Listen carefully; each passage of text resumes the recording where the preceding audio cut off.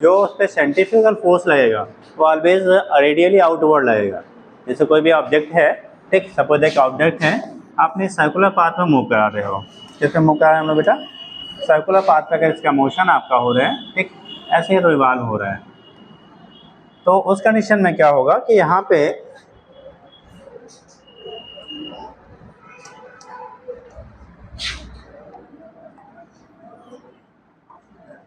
ये object, suppose that mass इसका बेटा m है, कितने मास का है? m मास का है, रेडियस आपने r ले लिया, सेंटर पे आपका वो है, ये सर्कुलर पाथ में मूव कर रहा है, तो आपने एक सेंटीपीटल और सेंट्रीफ्यूगल फोर्सेज, हिंदी में अभिकेंद्र और अपकेंद्र बल सर ने बताया होगा, ठीक।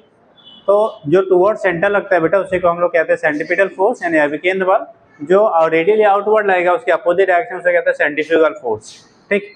और ये म्यूचुअली अगर कोई भी पार्ट के सर्कुलर पाथ में मूव करेगा तो म्यूचुअली इनके मैग्नीट्यूड सेम होता है, तो फार्मूला भी हम लोग लिखते हैं Fc=mv²r, ठीक। अब कंडीशन क्या है, जैसे अगर इसे किसी स्ट्रिंग से हमने बांध दिया तो कोरिलेट करिएगा सर्कुलर मोशन को, ठीक। अगर किसी स्ट्रिंग से बांधेंगे बेटा और यह मास का ये रोटेट हो रहा है, सपोज दैट वेलोसिटी इस इंस्टेंट पे इसकी v है, कितनी है? वेलोसिटी v है, तो यहाँ पे एक सेंटीपीटल फोर्स की रिक्वायरमेंट होगी हमें, ठीक, क्या करने के लिए? इसको सर्कुलर पाथ पे मूव कराने के लिए। वो जो सेंटीपीटल फोर्स आपका यहाँ पे नीड होता है उतना ही यहाँ पे सेंट्रीफ्यूगल फोर्स लगेगा, और ये सेंटीपीटल फोर्स यहाँ स्ट्रिंग में जो टेंशन होता है ना, क्या होगा? जिस स्ट्रिंग से बेटा कनेक्ट करके आप उसे रोटेट कर रहे हो उसमें जो टेंशन जनरेट होगा वो उसको मेंटेन करता है। जैसे आप घर पे बैठ कर सकते हो, एक कोई भी स्टोन छोटा सा ले लीजिए और एक स्ट्रिंग से बात कैसे रोटेट करो, आप बेटा जैसे जैसे स्पीड बढ़ाओगे वैसे वैसे उसमें टेंशन, तनाव जो डेवलप होगा उसकी वैल्यू इंक्रीज करती है, वैसे वैसे उसमें टेंशन की वैल्यू आपकी इंक्रीज करती जाएगी, ठीक। तो यहाँ पे तो टेंशन जो था वो सेंट्रीफ्यूगल फोर्स, और इसकी वैल्यू कितनी होती है बेटा? mv²/r के बराबर होता है। तो वेलोसिटी जैसे जैसे बढ़ाओगे, मास तो वही रह गया, रेडियस आपका वही है, लेकिन वेलोसिटी जैसे इंक्रीज करोगे वैसे वैसे आपको जो यहाँ पे टेंशन है सेंटीपीटल फोर्स की रिक्वायरमेंट होगी वो इंक्रीज करती जाती है। दैट मीन्स वेलोसिटी के इंक्रीज करने के साथ साथ आपका सेंटीपीटल फोर्स की वैल्यू क्या करेगी? इंक्रीज करेगी। अब कंडीशन क्या हो रहा है, इसकी वैल्यू यानी वेलोसिटी बढ़ा रहे इसकी वैल्यू इंक्रीज करेगी, तो उसको बैलेंस करने के लिए इसमें जो टेंशन आप डेवलप हो रहा था स्ट्रिंग में वो इंक्रीज करता है। ये तो हो गया सर्कुलर मोशन की कंडीशन। अभी हम लोगों को क्या पढ़ना है, किसी अगर सरफेस पे कोई चीज रिवॉल्व कर रहा है, जैसे मान लो एक रिवॉल्विंग टेबल है, रिवॉल्विंग टेबल है, उस पर एक कॉइन आपने रख दिया, क्या रख दिया? कॉइन रख दिया। तो कॉइन बेटा, कॉइन और उस टेबल के बीच में एक फ्रिक्शन, क्योंकि कोई भी सरफेस स्मूथ नहीं हो सकता है, प्रैक्टिकली कोई भी सरफेस फ्रिक्शनलेस डिजाइन नहीं किया जा सकता है, ठीक। तो उस कंडीशन में कैसा है, अगर वो स्मूथ सरफेस है, फ्रिक्शनल सरफेस है, रफ सरफेस है, तो जब रोटेट होगा ना, यहाँ तो स्ट्रिंग से बंधा हुआ था तो ये टेंशन ने इसको बैलेंस किया। लेकिन अगर कोई रिवॉल्विंग टेबल है और वो बेटा रिवॉल्व हो रहा है, सपोज दैट एक रिवॉल्विंग टेबल है, एंगुलर वेलोसिटी ओमेगा से रोटेट हो रहा है, कितने से रोटेट हो रहा है? ओमेगा से रोटेट हो रहा है। हमने क्या किया बेटा, इसके एड्ज पे एक कॉइन रख दिया, क्या रख दिया बेटा? एक कॉइन रख दिया। अब ये कॉइन क्या होगा, इसके साथ साथ ये भी तो रोटेट करेगा, लेकिन अगर यहाँ पे इस कॉइन को इस पोजीशन पे मेंटेन रखने के लिए आपको अगर इस पे फ्रिक्शन नहीं होगा तो क्या करेगा, ये स्लाइड कर जाएगा, बाहर की तरफ चला जाएगा। जैसे प्रैक्टिकली अगर आपके पास कॉइन है, कॉइन दो बेटा, एक कॉपी स्मूथ दीजिए, जरा कॉपी कोई लो दीजिए जिसका थोड़ा सा स्मूथ हो। कॉइन किसी पास है? जैसे कॉइन है बेटा ना, ऐसे ही सपोज दैट ये कॉइन, इस पे एक टेबल है, हमने एक कॉइन ऐसे रखा, ठीक। अब इसको देखो ऐसे हम रोटेट कर रहे हैं, अभी गिरा नहीं ना, देखो अभी कहीं बाहर नहीं गया, नीचे कर दें, ये भी कहीं वो रोटेट नहीं हो रहा है, नहीं बाहर मूव नहीं कर रहा। लेकिन अगर देखो एकाएक हमने किया, मतलब स्पीड को बढ़ा दिया, तो उस कंडीशन में क्या कर गया, कॉइन नीचे कहाँ गया जी, ढूंढो, ठीक, ले लीजिए। तो कॉइन क्या हो गया, स्लाइड कर गया। इसका मतलब जब तक इस पे फ्रिक्शन जो डेवलप हो रहा था कॉइन और कॉपी के बीच में, पेज के बीच में जो फ्रिक्शन था, जब तक उस किसको, उस पे लगने वाले सेंट्रीफ्यूगल फोर्स जो इसको रिक्वायर्ड था इस पोजीशन पे मेंटेन रखने के लिए, तब तक क्या सफिशिएंट था, यानी उतना मेंटेन कर रहा था, तब तक तो कॉइन आपका स्लाइड नहीं किया। लेकिन जैसे हमने इसकी स्पीड को एक्सीड किया, बढ़ाया, उस लिमिट से ज़्यादा किया, कॉइन क्या कर गया, स्लाइड कर गया। यानी कि किसी भी सरफेस पे किसी बॉडी को अगर सर्कुलर पाथ पे हम मूव कर रहा है, ठीक, और वो किसी से कनेक्टेड नहीं है, तो उस केस में वहाँ पे जो सेंट्रीपिटल फोर्स रिक्वायर्ड होगा वो उसमें लगने वाले फ्रिक्शन के द्वारा क्या किया जाएगा, मेंटेन किया जाएगा। किसके द्वारा? फ्रिक्शन के द्वारा मेंटेन किया जाएगा। हमें यही चीज़ यहाँ पढ़ना बेटा। अब सपोज दैट ओमेगा वेलोसिटी से रोटेट हो रहा है और आपने पढ़ा हुआ v इक्वल टू होता है r इंटू ओमेगा, तो omega v equal to r omega होता है, ओमेगा की वैल्यू v बाई r के बराबर होता है, ठीक। तो अगर इसका कॉइन का मास हमने m ले लिया और इस इंस्टेंट पे वेलोसिटी चूंकि ओमेगा लिया तो उसी वेलोसिटी से भी रोटेट हो रहा है, तो इस पे जो आपको सेंटीमीटर फोर्स लगेगा यानी कि क्या m omega square into R, जैसे आपने लिखा M B square by R होता है ना, एफ सी की वैल्यू कितना होता है आपका M B square by R है बेटा।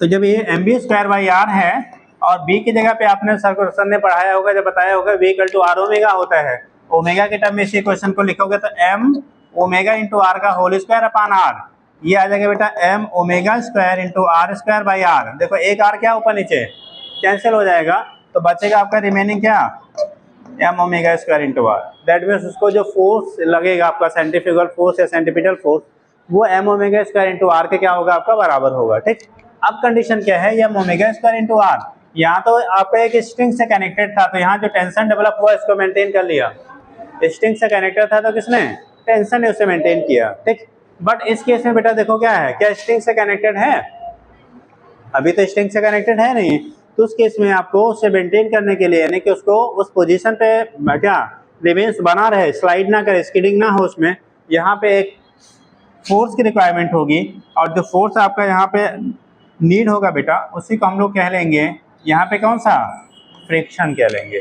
कौन वहाँ रोकेगा बेटा, फ्रिक्शन जो होगा टेबल और उस कॉइन के बीच में या टेबल और जो ऑब्जेक्ट रखे उसके बीच में जो फ्रिक्शन डेवलप होगा वो उसे वहाँ से स्किड करने से क्या करेगा, रोकेगा, अवॉइड करेगा, उसे रोकने क्या स्किडिंग से बचाएगा। ठीक, अब कंडीशन क्या होता है, तो हम लोग को पूछा क्या जाता है ना, अगर यहाँ पे फ्रिक्शन की वैल्यू यानी coefficient of friction suppose that table और कॉइन के बीच में म्यू है, मास आपने m लिया, कोफिशिएंट ऑफ फ्रिक्शन म्यू है, ये टेबल ऐसे ना वर्टिकल नहीं है, ऐसे हॉरिजॉन्टल है, कैसे कंडीशन में है हॉरिजॉन्टल टेबल है। ठीक, तो उस कंडीशन में क्या बोला क्या जा रहा है बेटा कि इस केस में कितना मैक्सिमम स्पीड से उसे रोटेट करें, कर सकते हैं कि आपका अपनी पोजीशन को स्किड ना करें, मतलब अपनी पोजीशन से स्किडिंग उसमें ना हो, तो मैक्सिमम कितना स्पीड आप मेंटेन कर सकते हो स्किडिंग को अवॉइड करने की कंडीशन में। मतलब अगर उससे ज़्यादा आप करेंगे तो तुरंत क्या करेगा स्किड, जैसे हमने कॉइन रखा कॉपी पे, पहले स्लोली रोटेट किया तब तक स्किड नहीं किया, हमने स्पीड को एक बढ़ा दिया तो क्या कर गया वो स्किड कर गया, मतलब मैक्सिमम कितने स्पीड से हम रोटेट करें उसे कि वो स्किडिंग ना हो। ठीक, तो यहाँ पे कंडीशन होता है टू अवॉइड स्किडिंग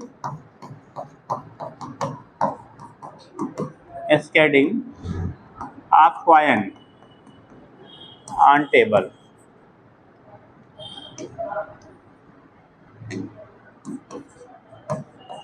टेबल पे स्किड करने से रोकने के लिए, ठीक, तो अवॉइड करो maximum velocity of revolving table. तो यहाँ पे आएगा बेटा जो फ्रिक्शन फोर्स है ये इक्वल आर ग्रेटर देन, मतलब अगर मैक्सिमम कहेंगे तो इक्वल का लेंगे सिंबल और उससे कम क्या हो सकता है, तो उससे कम कुछ भी होगा, जितना मैक्सिमम वेलोसिटी उससे कम वेलोसिटी जाएंगे तो कभी भी स्किड नहीं करेगा। तो हम लोग यहाँ पे मैक्सिमम वाली कंडीशन को फिलहाल प्रूव करेंगे, तो इक्वल टू हो गया बेटा हमारा कितना FCF या कैपिटल से दिखा देते हैं या FC कह लो, जो उस पर सेंटीपिटल या सेंट्रीफ्यूगल फोर्स की रिक्वायरमेंट होगी उसके बराबर होना चाहिए मैक्सिमम कंडीशन में। और देखो मास m है तो इसका वेट किधर काम करेगा, डाउनवर्ड। तो आपने फ्रिक्शन फोर्स जो लोग नहीं थे बेटा, friction force F equal to होता है म्यू इंटू आर, आर होता है उसका रिएक्शन फोर्स यहाँ जब हॉरिजॉन्टल सरफेस पे लेते हैं तो R इक्वल टू mg होता है, तो फ्रिक्शन फोर्स होगा mu into mg equal to इसकी वैल्यू कितनी है m omega square into R. अगर एंगुलर वेलोसिटी के टर्म में बोलेगा तो आप लिखोगे m omega square into R, और अगर लीनियर वेलोसिटी दिया रहेगा तो mv स्क्वायर बाई आर रखिएगा। ठीक, कंडीशन क्या है, देखो दोनों साइड से मास हमारा क्या हो गया कैंसिल आउट हो गया, हमें निकालना था कितनी मैक्सिमम वेलोसिटी से वेलोसिटी होगी, तो यहाँ से ओमेगा स्क्वायर निकालना है, तो ओमेगा स्क्वायर की वैल्यू होगी म्यू जी बाई कितना बेटा आर, तो ओमेगा की वैल्यू आएगी under root mu G by R. एक फार्मूला हमें मिल गया एंगुलर वेलोसिटी के टर्म में लेगा तो उस केस में मैक्सिमम से velocity mu G by R के बराबर होगा, किसके, जब एंगुलर हिंदी में कहेंगे बेटा कोणीय वेग, हिंदी में कोणीय बोलते हैं ना, कोणीय वेग के टर्म में बोलेगा तो वहाँ पे ओमेगा की वैल्यू के under root mu into G by R के बराबर होगा। म्यू होता है बेटा कोफिशिएंट ऑफ फ्रिक्शन और जी आपका ग्रेविटेशनल एक्सेलरेशन यानी गुत्ती है त्वरण कहते हैं, आर आपका रेडियस हो गया जिस सर्कुलर पाथ पे वो रोटेट कर रहा है। ठीक, आर क्या है इसका बेटा रेडियस है, आर यहाँ पे रेडियस आपका है। तो कंडीशन हो गई है, अगर हम लोग इसको किसके टर्म में ले लें लीनियर वेलोसिटी के टर्म में ले लिया जाए तो इसी के ले सकते हैं since omega equal to V by R, तो यहाँ पे लिख लेंगे ओमेगा जब V by R equal to under root mu G by R, ये आर इधर कर लो तो वी की वैल्यू होगी R under root mu G by R. R को जब रूट से अंदर ले जाते बेटा तो स्क्वायर हो जाएगा, कोई भी क्वांटिटी अगर रूट के अंदर ले जाते तो उसका क्या होगा, स्क्वायर होगा। तो इस आर को से अंदर शिफ्ट करोगे तो आएगा under root mu G R square by R. देखो अब एक आर क्या हो गया, कैंसिल, तो बचेगा वी की वैल्यू कितना, root mu G into R. अब एक इस टाइप का क्वेश्चन बनता है बेटा, तो कोई रिवॉल्विंग टेबल हो, कोई डिस्क हो, कुछ भी हो, इस टाइप से अगर उस पर कोई बॉडी रोटेट हो रही है तो उस कंडीशन में मैक्सिमम कितनी से वेलोसिटी से रोटेट हो कि आपका अपनी पोजीशन से वो स्किड ना करे, अपनी पोजीशन से स्किड ना करे, तो एक कंडीशन आपका ये बनता है। ठीक, दूसरा कंडीशन हम लोग लेंगे, ये हटा दें यहाँ पे तो समझाने के लिए हमने लिया था। तो ये कंडीशन आपका हो गया, तो लिखिएगा पहला, देखिए इक्वायन, पहला कंडीशन ले लो, a coin is put on, a coin is put on ये revolving table, on a revolving, put on a revolving table which is rotated with angular velocity omega, which is rotated with angular velocity omega,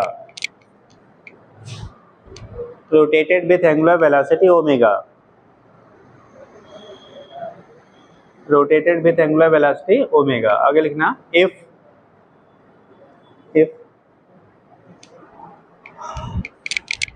radius of the, if radius of the, if क्या लिखा बेटा, radius of the revolving table is r, revolving table is r and coin is put at the edge, and coin is put at the periphery कर लो, and coin is put at the periphery, यानी उसके circumference पे एकदम किनारे रखा गया है। यहाँ बेटा कॉइन चूंकि टेबल के इस पे बहुत छोटा होगा तो उसकी रेडियस हम लोग कंसीडर नहीं करते हैं। ठीक, put at the periphery, put at the periphery लिखिएगा। देन अब डायग्राम बना लो, ऐसे नोट कर लीजिए।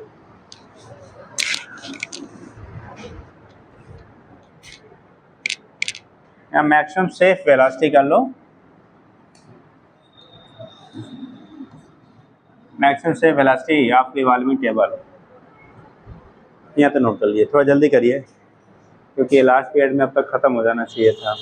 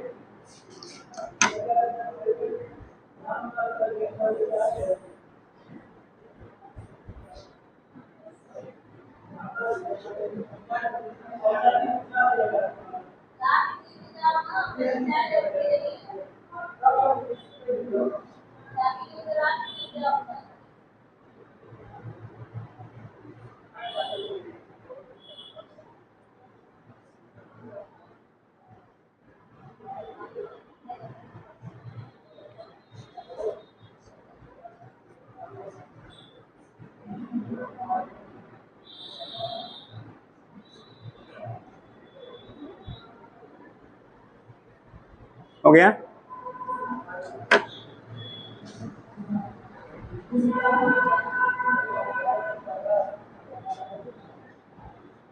अब जो वेलोसिटी हमें यहाँ से इस फार्मूले से मिलेगा बेटा ना, ये मैक्सिमम सेफ वेलोसिटी होगा। अगर इससे लेसर वेलोसिटी से रोटेट करेगा तब भी वो सेफ रहेगा, मतलब ये मैक्सिमम वैल्यू है, उससे लेसर हो या इसके इक्वल हो तब तक आपका कॉइन जो है वो स्लाइड नहीं करेगा। बट अगर उसको जैसे ही एक्सीड करेगा तुरंत कॉइन क्या करेगा, आपका स्किड कर जाएगा। ठीक,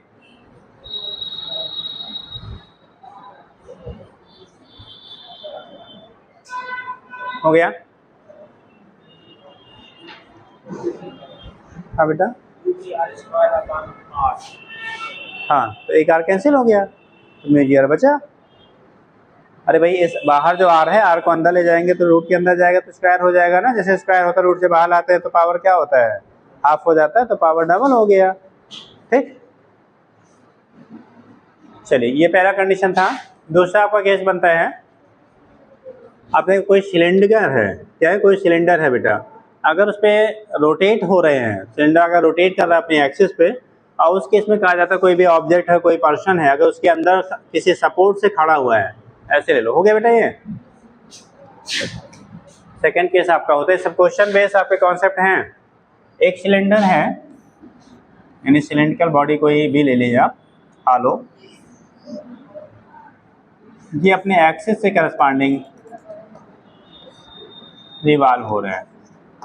सपोज दैट ओमेगा वेलोसिटी से, पहले अभी रेस्ट में था, बाद में हमने क्या किया, इसमें एक पर्सन को इसके साथ में अटैच कर दिया, एक सपोर्ट से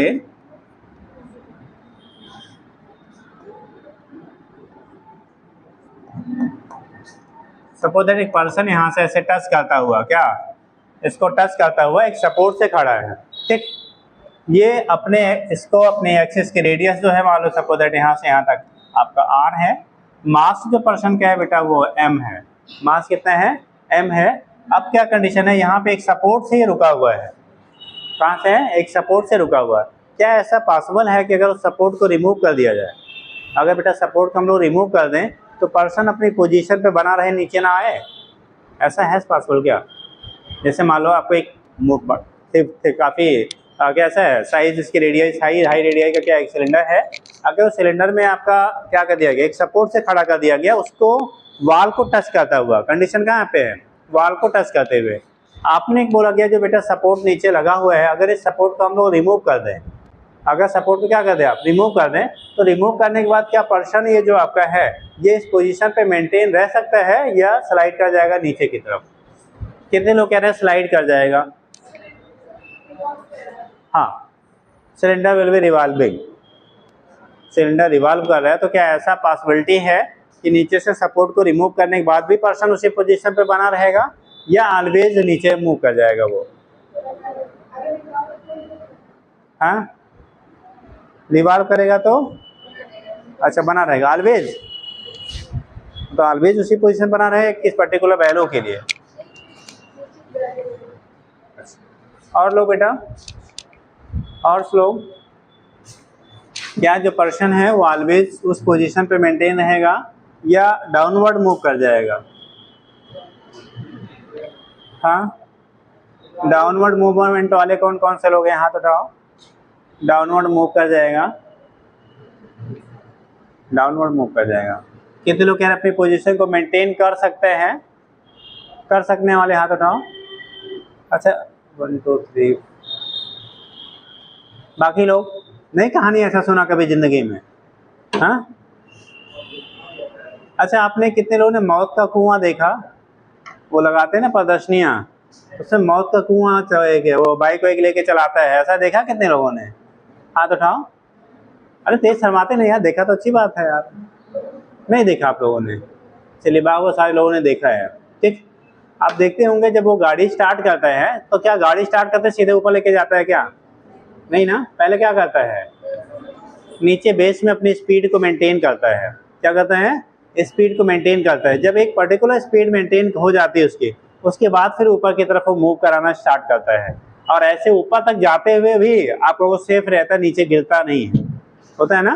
ठीक, गाड़ी वो ऊपर ले जाता है फिर भी वो क्या सेफ्टी से चलता रहता है, वो नीचे ड्रॉप नहीं करता है, ठीक। तो पूछा जाता है ऐसा कैसे पॉसिबल है, इसका मतलब कोई ना कोई उस पर फोर्स लगा जो उसे उस पोजीशन पे, जैसे मान लो ऐसे बना होता है कुएं की तरह ऐसा समथिंग, तो जब ऊपर की तरफ ले जाता है, भाई आप ऐसे ही अब इस पे गाड़ी चलाओ तो रुकेगा क्या, भाई नॉर्मली तो नहीं रुकेगा, आप गिर जाओगे। बट वहां पे क्या होता है कि जब स्पीड मेंटेन कर लेता है उसके बाद फिर वो क्या करता है, रुका रहता है। आपने सर्कुलर मोशन में सर ने बताया होगा, इस टाइप का बताया होगा, तो ठीक। तो कंडीशन क्या है बेटा ना, यहाँ पे भी अगर आपकी जो इसकी स्पीड है रोटेशन की वो एक लिमिटिंग वैल्यू से एक्सीड कर जाए या उसके बराबर हो जाए, तो ऐसा पॉसिबल होगा कि नीचे से सपोर्ट को रिमूव करने के बाद भी वो पर्सन उसी पोजीशन पे रुका रहे। रीजन क्योंकि ये सरफेस कैसा है, रफ है। कैसा है, वाल आपका जो है वो स्मूथ नहीं है, वाल कैसा है आपका, रफ है। और अगर वाल आपका रफ है तो ये पॉसिबिलिटी हो सकती है कि वो स्लाइड ना करे, लेकिन उसके लिए एक मिनिमम वेलोसिटी की रिक्वायरमेंट होगी। अगर वेलोसिटी जो आपका है इस रोटेशन का सिलेंडर का वो उस मिनिमम वेलोसिटी के बराबर हो या उससे क्या हो, ज़्यादा हो। अगर उससे कम होगा बेटा तो क्या करेगा, वो नीचे चलाएगा। ऐसा नहीं आपने सिलेंडर ऐसे रुका हुआ है, रेस्ट पोजीशन पे है और आपने नीचे सपोर्ट हटा दिया तो पक्का वो गिरेगा यार, कुछ भी हो, ठीक। तो वहाँ पे रोटेट करते समय अगर आपका उस पर लगने वाला जो फ्रिक्शन फोर्स है, कौन सा फोर्स, अगर इस पे लगने वाला बेटा फ्रिक्शन फोर्स जो आपका होगा, देखो वेट की तरह काम करेगा डाउनवर्ड, इसमें तो कोई डाउट नहीं है ना। कोई भी बॉडी होगी कहीं भी रखोगे हमेशा उसका वेट डाउनवर्ड ही काम करता है, कभी भी अपवर्ड नहीं लगता है, ठीक। तो ऑलवेज डाउनवर्ड होगा, तो वेट जो काम कर रहा है बेटा वो कहाँ हो गया, डाउनवर्ड हो गया। अब इस वेट की वजह से ये नीचे आना चाहेगा, लेकिन अगर इस पे इस पर्सन पे ऊपर की तरफ कोई इतना ही फोर्स जितना इसका वेट है ऊपर की तरफ अप्लाई हो जाए तो क्या करेगा, वो रुक जाएगा। जैसे मान लो इस पेन को हमने क्या किया है, होल्ड कर रखा है, पकड़ रखा है, इसका मतलब पेन का वेट किधर काम कर रहा है, डाउनवर्ड। हमने इस पे फोर्स किधर लगाया, अपवर्ड लगाया।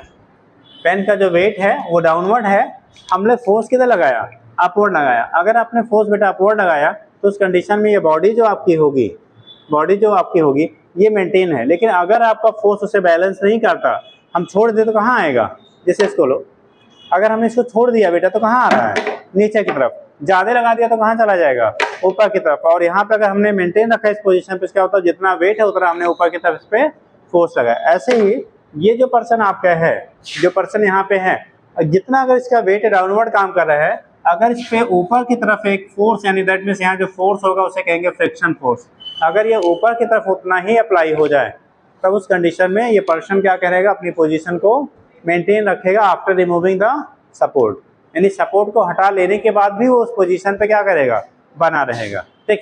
लेकिन अगर ऊपर की तरफ लगने वाला बेटा फ्रिक्शन जो है उसके वेट से लेसर है, कम है या जीरो है, तो उस कंडीशन में क्या करेगा, जैसे सपोर्ट हटाओगे वो नीचे की तरफ स्लाइड कर जाएगा। बात समझ में आ गया ना।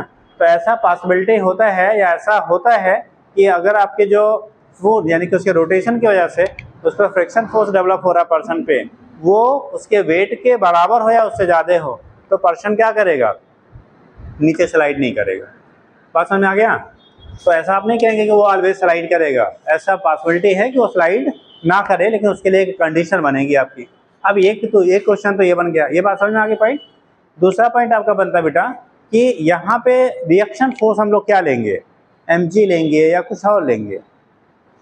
भाई यहाँ पे जो फ्रिक्शन डेवलप होगा ये ऊपर की तरफ लग रहा है, वेट हमारा डाउनवर्ड लग रहा है, तो यहाँ पे जो रिएक्शन फोर्स आपका होगा, आपको बोला था reaction force always perpendicular to the surface होता है, तो रिएक्शन फोर्स आर किधर लगेगा, इधर की तरफ। इसको हम लोग एन से दिखा दे या आर ही लिख लेते हैं, कैपिटल आर ले लेते हैं। रिएक्शन फोर्स या नॉर्मल फोर्स इसे कहते हैं बेटा। रिएक्शन फोर्स आर क्या इसे कहेंगे बेटा, नॉर्मल फोर्स कहेंगे। तो ये कैपिटल आर है। अब ये तो इधर की तरफ लगेगा, वेट जबकि इधर की तरफ लग रहा है, तो क्या यहाँ पे जो आपका क्या होगा, इसका रिएक्शन फोर्स कौन प्रोवाइड करेगा, mg या कुछ और। हाँ बेटा, हाँ जी, mg नहीं होगा तो क्या होगा, अगर mg नहीं होगा तो क्या होगा, हाँ फ्रिक्शन तो हमें निकालना है बेटा। फ्रिक्शन तभी डेवलप होगा जो क्या होगा, रिएक्शन फोर्स होगा, यानी कि उसमें फ्रिक्शन रफनेस है सरफेस में, और क्या होगा। अब रिएक्शन फोर्स क्या होगा, कोई बताएगा। आपको पहले दिन जब स्टार्ट किया है फ्रिक्शन तभी आपको बोला था बेटा, हमेशा रिएक्शन फोर्स की वैल्यू जो होती है वो सरफेस के नॉर्मली जो इनवर्ड फोर्स होता है उसके बराबर होता है। वो वेट के भी बराबर हो सकता है या कोई और काजिंग फैक्टर है उसके बराबर हो सकता है। अब यहाँ पे देखो सरफेस ये है, अब सरफेस पे इधर की तरफ कोई फोर्स लग रहा है, लग रहा है कि नहीं? क्या इधर की तरफ राइटवर्ड कोई सरफेस पे फोर्स लग रहा है? कौन सा? अभी आपको बोला था जब कोई भी ऑब्जेक्ट सर्कुलर पाथ में मूव करता है, अरे भाई ये सिलेंडर है, ये क्या है? सिलेंडर है, ऐसे रोटेट होगा तो सर्कुलर पाथ बनाएगा ना, और साइकिल पे जब करेगा तो सेंट्रीफ्यूगल फोर्स किधर लगेगा? बाहर की तरफ, और उसकी वैल्यू होती है mv²/r, क्योंकि यहाँ पे ओमेगा के टर्म में ले रहे हैं हम लोग, तो m⍵² r। ये सबसे मेन पॉइंट इसका है। मतलब यहाँ पे जो रिएक्शन फोर्स होगा बेटा mg के बराबर नहीं होगा, किसके बराबर होगा? mv²/r। तो यहाँ पे जो रिएक्शन फोर्स है r, यही नॉर्मल फोर्स कहलाता है, ये m⍵²r, या अगर लीनियर वेलोसिटी रहेगी तो mv²/r के बराबर कहेंगे। ठीक, अब देखो, टू अवॉइड स्लाइडिंग, ठीक, द क्या friction force develop between the person and cylinder must be equal or greater than क्या? Weight of the body. ठीक, जो बॉडी का पर्सन का वेट होगा उससे बराबर हो या उससे ज़्यादा हो, तो ज़्यादा आपका डेवलप होगा नहीं, क्योंकि उसी को रोकना है, तो बैलेंसिंग के लिए उसके बराबर होना चाहिए। तो टू अवॉइड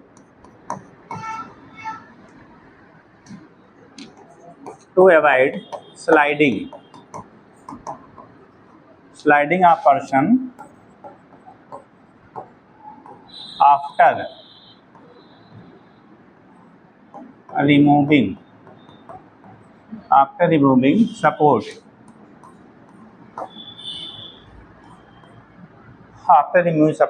ठीक। तो यहाँ पे जो आपका होगा friction force F must be equal to कितना? mg। इक्वल हो या ग्रेटर हो, दोनों कंडीशन बन सकते हैं बेटा, लेकिन हम लोग मिनिमम कंडीशन की फाइंड आउट करते हैं, लिमिटिंग कंडीशन, तो वहाँ पे F इक्वल टू क्या? mg। यानी कि यहाँ लिख लो, चाहे लैंग्वेज में बना लो, जैसे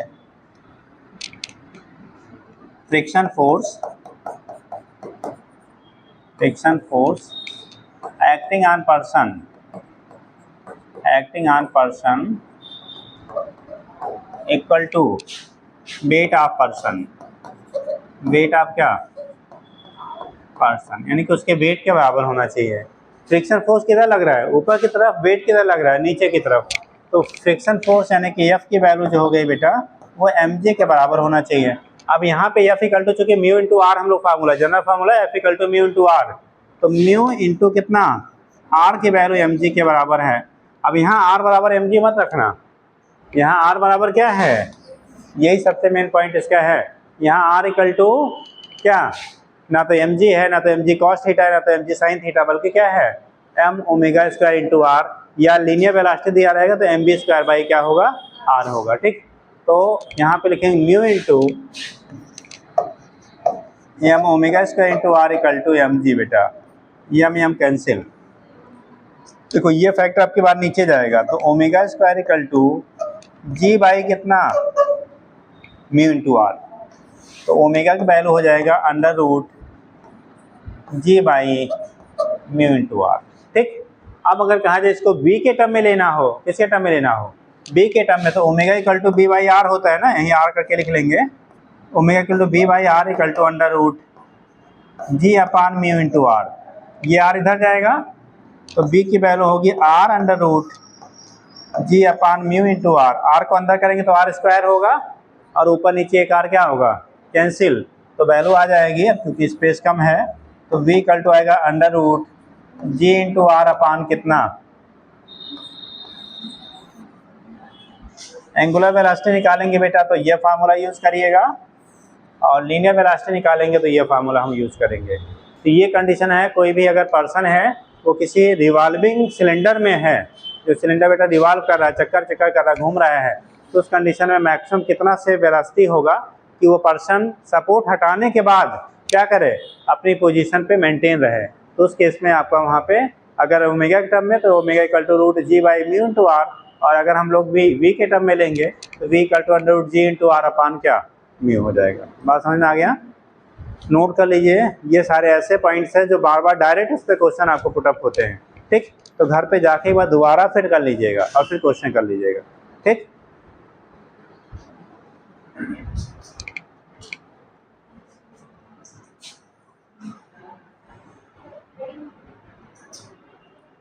हेडिंग कर देंगे, पॉइंट बना लो, ऐसे लिखिए, लिखिए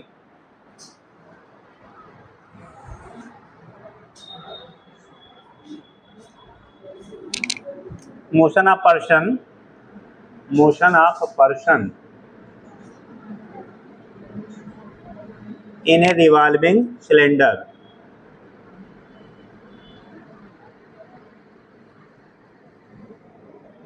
इन ए revolving cylinder without sliding, without sliding. Diagram बनाइए, ये पॉइंट आप जरूर लिख लीजिएगा अलग से। ये रिएक्शन फोर्स या इसी को नॉर्मल फोर्स हम लोग कहते हैं, रिएक्शन और नॉर्मल फोर्स, यहाँ पे ये लिखना कंपलसरी है बेटा। बाकी अभी तक हम लोग जो भी पढ़े थे वहाँ पे आर की वैल्यू या तो एम जी के बराबर था या तो एम जी कॉस थीटा था। अभी ये पहला केस है जब आर की वैल्यू कितना है, एम जी पे डिपेंड ही नहीं कर रहा है। ठीक, बना के नोट कर जल्दी करिए।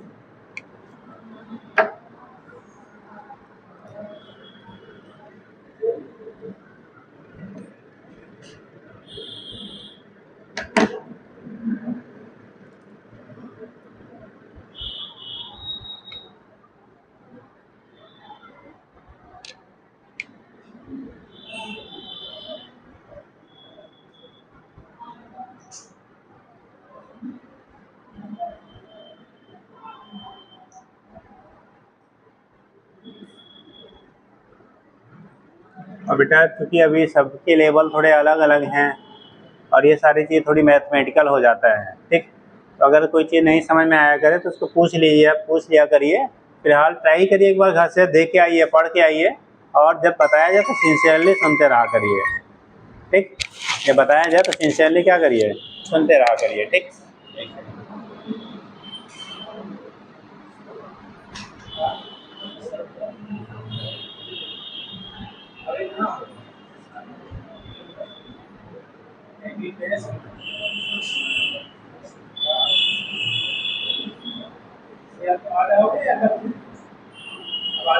हो गया तो आते आते हो जाएगा।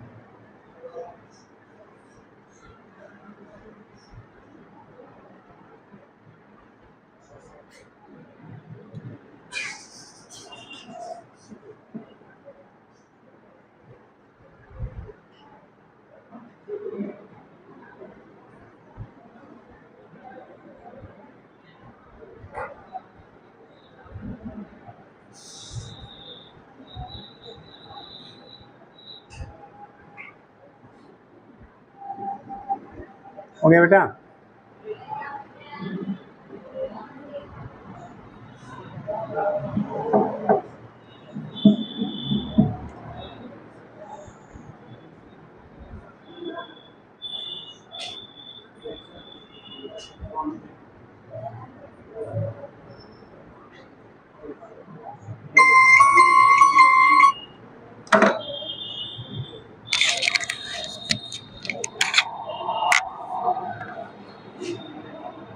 हेलो,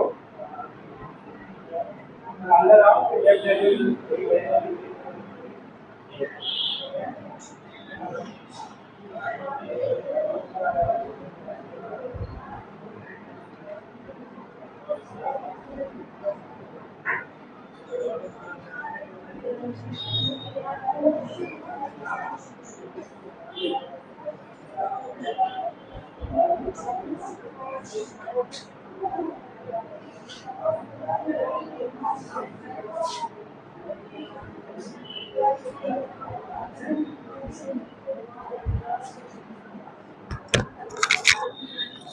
बेटा, नोट कर लिया। अब ये क्वेश्चन लिखिएगा, क्वेश्चन लिखिए।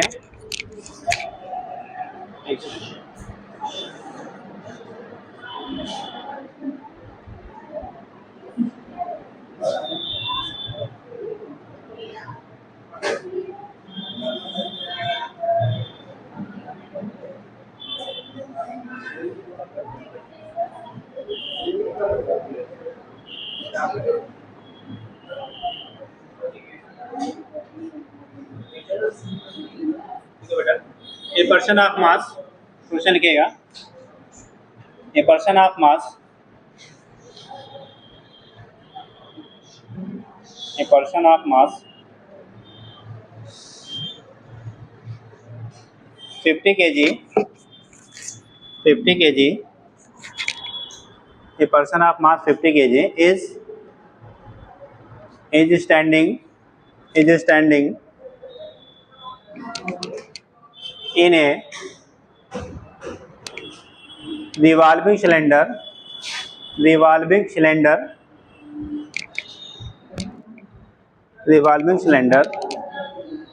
हो गया, इन ए रिवॉल्विंग सिलेंडर, ठीक, देखिए revolving cylinder having radius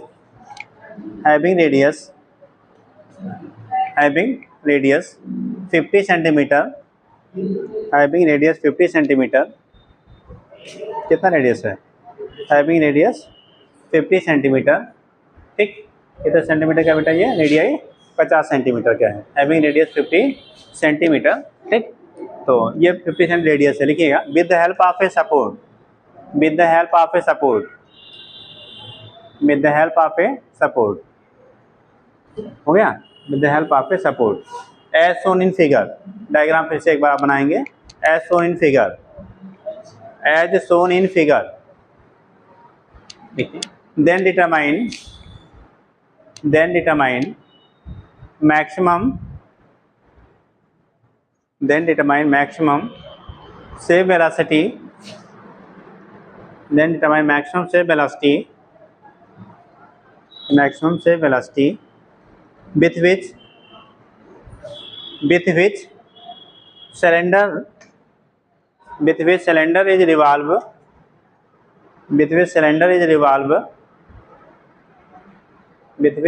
is revolve, ठीक, so that person will be still,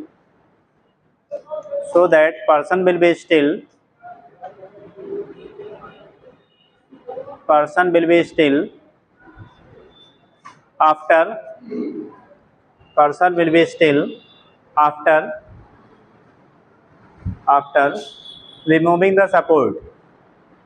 removing the support, person will be still after removing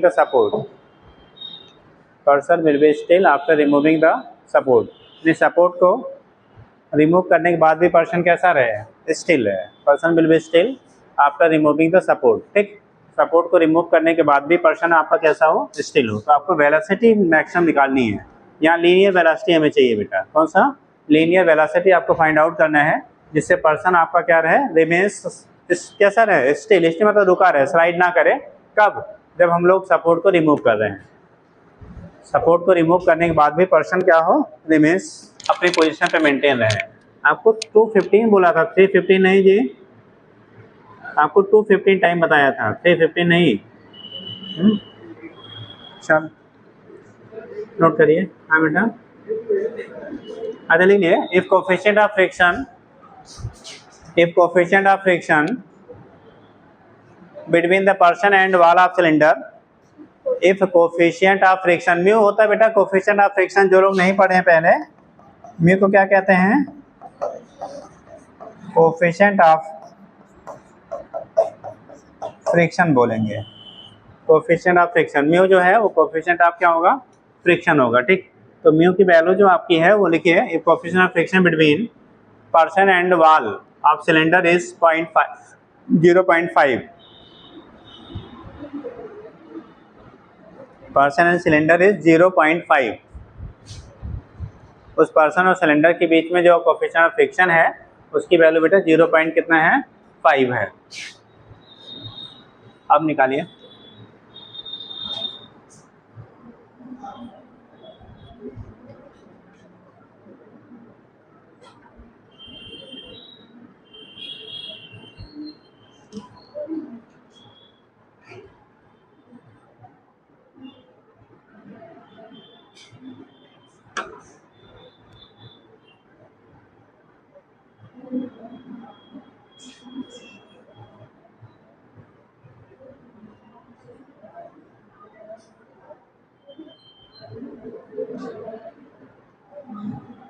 जल्दी करो बेटा।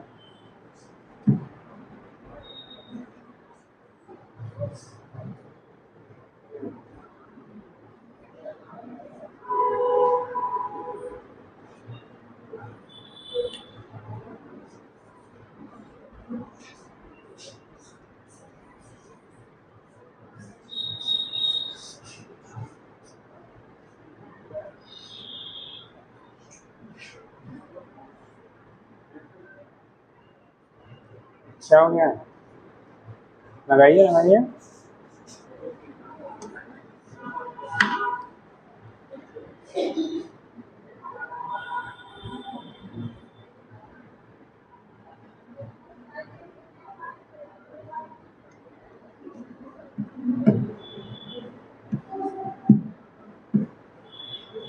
ओके बेटा, आपको क्या फाइंड करना था, v की वैल्यू, ठीक निकला। अरे गोड़ भाग तो क्या भाई कैलकुलेशन करो।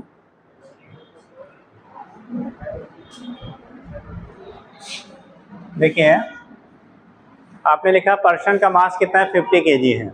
मास कितना है, 50 kg। हम लोगों ने अभी सेफ इलास्टिक के लिए फार्मूला लिखा था, रूट कितना, GR/μ, ये लिखा है ना। तो रूट GR/ क्या है, म्यू है, वेलोसिटी लीनियर वेलोसिटी, एंगुलर कहते थे, अब रूट क्या G/μ/r लिखा था, ठीक। तो हमें यहाँ लीनियर वेलोसिटी फाइंड आउट करना था।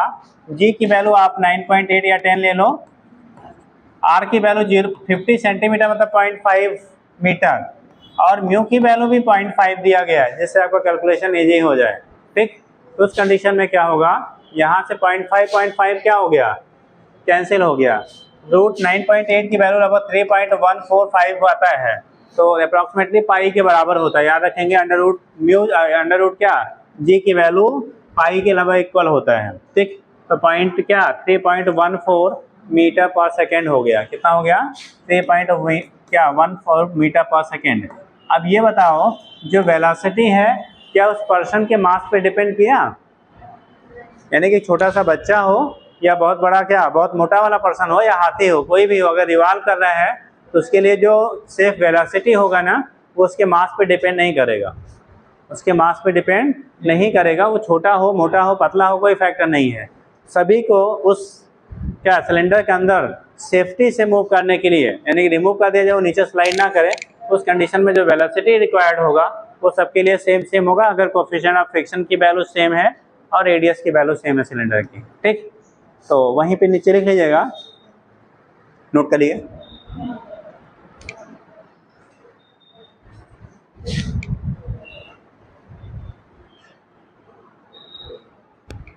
जल्दी करो बेटा।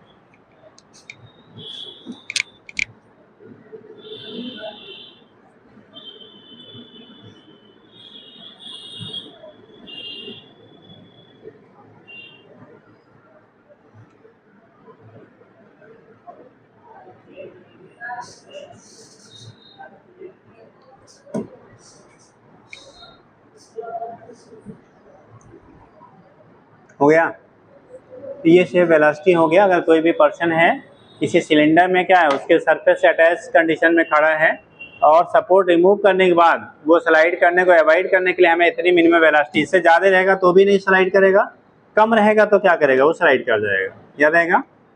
तो ये तो केस हो गया बेटा हमारा सर्कुलर मोशन में। अब थोड़ा सा ऐसे बता दे रहे हैं, बाकी फिर कहाँ चले गए थे, रमजान आ गया। अरे रमजान वाले को वहाँ पे कंडीशन डाल दिया करो आफ्टर 5 PM, है ना। क्या देखो तो कंडीशन क्या होता है आपका यहाँ पे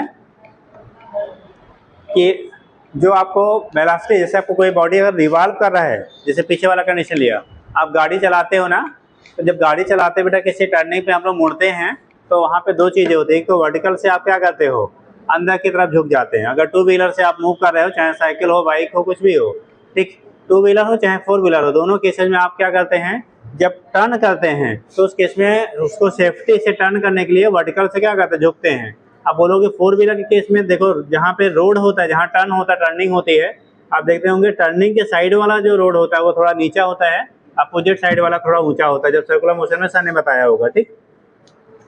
तो ऐसे ही अगर बाय द वे कोई प्लेन रोड है, जैसे मान लो ये अब है, अब क्लासरूम है, इसमें हम साइकिल या बाइक या कुछ चलाए हैं या तो उस केस में जब भी हम लोग टर्न करते हैं, जैसे फोर व्हीलर में है तब तो रोड में इंक्लाइनेशन है, उसकी वजह से आपका क्या होता है, बेंडिंग हो जाता है। लेकिन टू व्हीलर में तो ऐसा पॉसिबल नहीं है। तो टू व्हीलर के केस में क्या होता है, जब हम लोग क्या करते हैं, टर्न करते हैं, तो देखो जब भी आप चलाते हो, चाहे वो फिजिक्स पढ़ा हुआ तो आप चला रहा हो, चाहे बिना पढ़ा हुआ चला रहा हो, सभी लोग मुड़ते समय थोड़ा सा क्या करते हैं, झुक जाते हैं। और कितना झुकेंगे वो डिपेंड करता है कि कितनी उनकी स्पीड है और जिस सर्कुलर पाथ पर रोटेट कर उसका रेडियस कितना है, ठीक। तो एक तो कंडीशन ऐसा हो गया। दूसरा होता है बाय द वे, बिना अगर मान लो फोर व्हीलर से आप जा रहे हो, अब रोड प्लेन है और आप गाड़ी को टर्न कर रहे हो, तो उस कंडीशन में अगर प्लेन रोड है तब तो गाड़ी में इंक्लाइनेशन होगा नहीं रोड में। तो उस कंडीशन पे क्या होता है, वहाँ पे जो सेफ्टी प्रोवाइड करता है वो टायर और रोड के बीच लगने वाला कौन सा फ्रिक्शन जो फोर्स होता है उसके थ्रू हमारा प्रोवाइड किया जाता है, ठीक। तो टू व्हीलर हो चाहे फोर व्हीलर, कोई भी अगर रफ रोड पे चल रहा है और रोड होगा तो रफ ही होगा। तो रफ रोड पे जब हम लोग रोटेट करते हैं बेटा, जब भी रोटेट करेंगे तो वहाँ पे सेफ्टी के लिए दो फैक्टर काम करते हैं।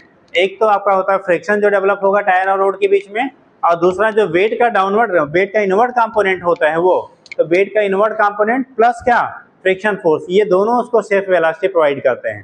तो याद रखिएगा कहीं कंडीशन आती है तो इस चीज़ को पॉइंट ध्यान रखना। तो ये हो गया मेन बेटा जो हमारा होता है। एक चीज़ और थोड़ा सा समझ लेंगे, एक आता है बेटा एंगल ऑफ रिपोज और एक आता है एंगल ऑफ फ्रिक्शन। तो हेडिंग बना लीजिएगा, एंगल ऑफ रिपोज। जल्दी करिए, आज रोटेशन भी शुरू कर देना क्योंकि आज का लेक्चर रोटेशन के नाम पे है, ठीक। तो लिखेंगे angle of repose, angle of repose, REPOSE बेटा, एंगल ऑफ रिपोज। देखो जब हम लोग बात करते हैं एंगल ऑफ रिपोज का,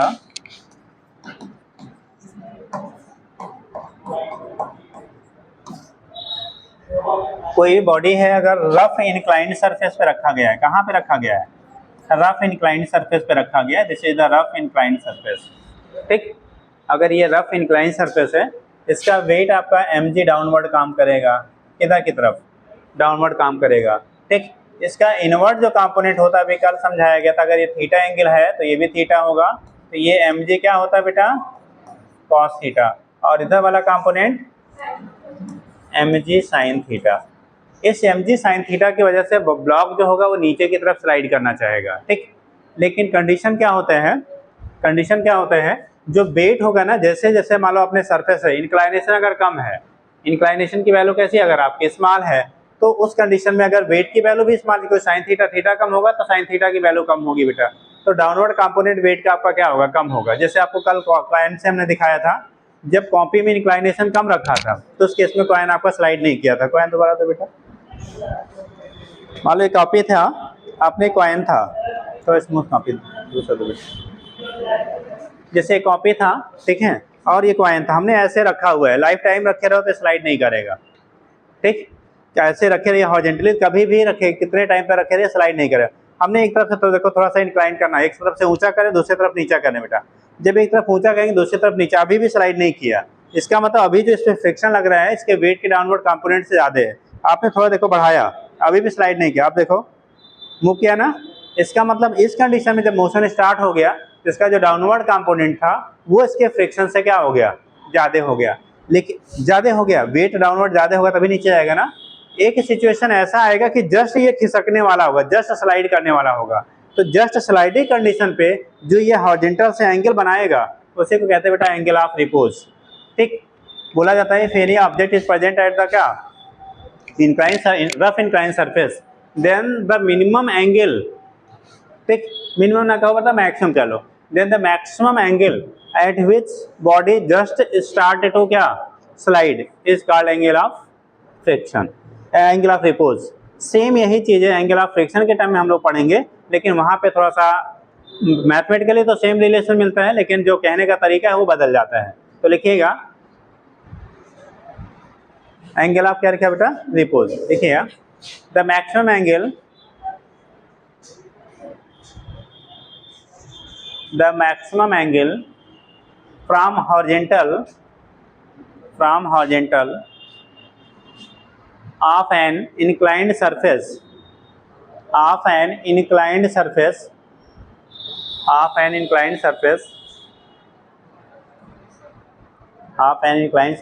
at which अटेंडेंस शीट कहाँ बेटा दे दो, इसके नाम, फादर्स नेम, कोर्स और साइन कर दीजिए। क्या लिखा बेटा inclined surface and which फिर से बोलो पूरा। द मैक्सिमम क्या लिखा है angle from the horizontal of an inclined surface at which body just start motion start करने वाला हो, just start motion is called, पीछे दिए, is called angle of repose, तो यहाँ पे क्या होगा बेटा, ये फोर्स जो लगेगा ये यहाँ पे फ्रिक्शन फोर्स इधर की तरफ लगेगा, रिएक्शन फोर्स आपका आउटवर्ड होगा। तो जिस एंगल पे जस्ट बॉडी क्या करेगी मोशन स्टार्ट करने वाली होगी उसी को हम कहेंगे एंगल ऑफ रिपोज। जैसे कोएफिशिएंट ऑफ फ्रिक्शन अगर आपका म्यू है तो देखो यहाँ पे एंगल ऑफ रिपोज की कंडीशन में, ठीक, इन इक्विलिब्रियम कह लीजिए आप, इन इक्विलिब्रियम आपका एफ की जो वैल्यू होगी मस्ट बी इक्वल टू कितना mg, ये साइन थीटा लिखा है बेटा, must be equal to mg sine theta, ठीक। और एफ की वैल्यू कितना होगा म्यू इंटू एम जी, क्योंकि म्यू इंटू आर होता है, आर की वैल्यू देखो यहाँ एम जी कॉस थीटा के बराबर हुआ, इक्वल टू हो गया बेटा एम जी sine, m g cancel out, ठीक। अब देखो sine theta upon cos theta, यानी म्यू इक्वल टू हो जाएगा sine theta upon cos theta, और sine theta upon cos theta क्या होता है जी टेन थीटा। तो टेन थीटा इक्वल टू आप लिख लिया tan theta equal to mu, या थीटा इक्वल टू हो जाएगा बेटा टेन इनवर्स म्यू। इसी थीटा को हम लोग कहते हैं एंगल ऑफ रिपोज, क्या बोलेंगे वह थीटा को क्या बोलेंगे यहाँ पे एंगल ऑफ रिपोज। अब देखो म्यू की वैल्यू यानी कोएफिशिएंट ऑफ फ्रिक्शन बेटा जितना ज्यादा होगा, मतलब जितना इसमें रफनेस ज्यादा होगा उतना ही आपका ज्यादा एंगल इसको क्या करना पड़ेगा, आपको झुकाना पड़ेगा स्लाइड करने के लिए, और जितना यहाँ पे स्मूथनेस ज्यादा हो उतना कम एंगल पर स्लाइड। जैसे कॉपी हमने दो अलग अलग लिया होता, अगर एक ज्यादा रफ है दूसरा कम रफ है, तो उस केस में जिसमें ज्यादा रफनेस होगा उसको हमें ज्यादा क्या टिल्ट करना पड़ेगा, उसको रोटेट मूव कराने के लिए, और जो कम आपका क्या होगा रफ होगा वो स्लाइडली हम लोग क्या इंक्लाइन करेंगे तो वहाँ पे स्लाइडिंग स्टार्ट हो जाती है, ठीक। तो लिख लीजिए, डायग्राम बना के लिखिएगा, जल्दी करिए।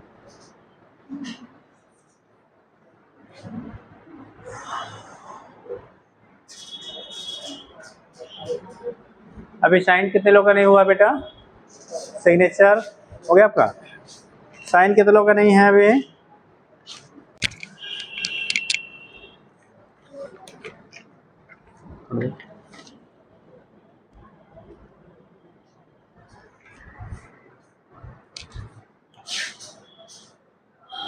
हो गया आपका, अब पास कर देना बस।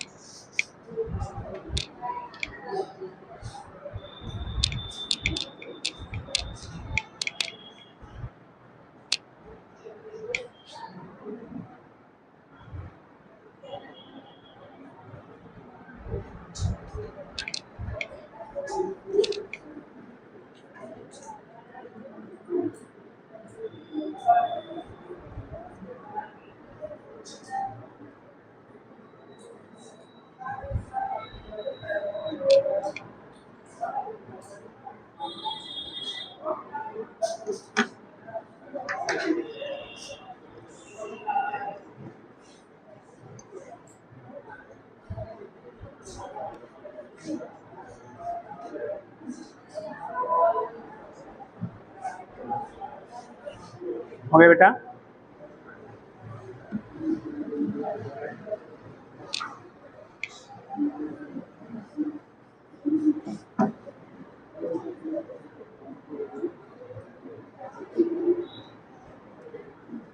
इन इक्विलिब्रियम, इक्विलिब्रिया के लिए ठीक है, एफ की वैल्यू एम जी साइन थीटा के क्या होना है? एफ फ्रिक्शन है, फ्रिक्शन फोर्स एम जी साइन थीटा क्या होगा? इक्वल होगा। ठीक,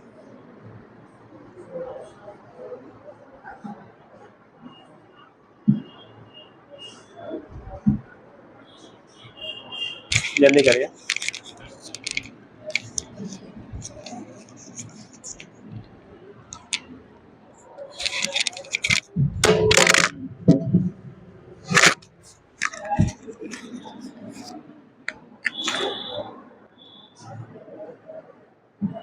हो गया बेटा?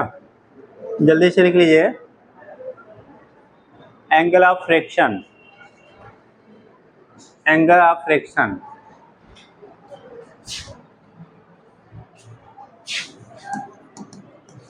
Angle of friction, angle of क्या लिखा? फ्रिक्शन।